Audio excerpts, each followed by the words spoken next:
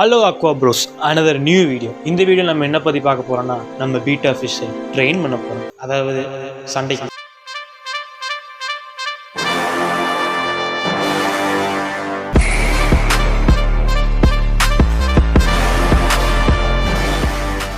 So இந்த beta ஃபிஷ்ஷை அதிகமாக ஃபைட்டு கொண்டு போகிறது வேறு யாரும் இல்லை, நம்ம சின்ன பசங்க தான். அவங்களுக்கான வீடு தான். நல்லா கேட்டிங்களா தம்பிகளா?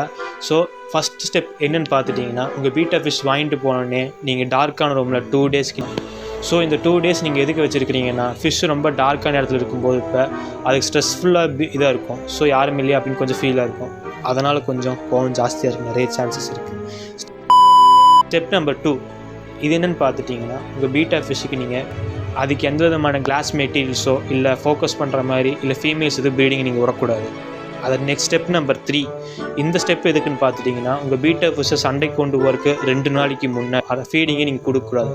ஸோ இந்த 2 நாள் ஃபீடிங் கொடுக்காம விட்டிங்கன்னா என்னான்னு பார்த்துட்டிங்கன்னா, உங்கள் பீட்டா ஃபிஷ்ஷுக்கு பசி ஜாஸ்தி வெறியிலேயே ஆப்போசிட் மீனை அடித்து கொள்கிற அளவுக்கு நிறைய ஸ்ட்ரென்த் இருக்குது.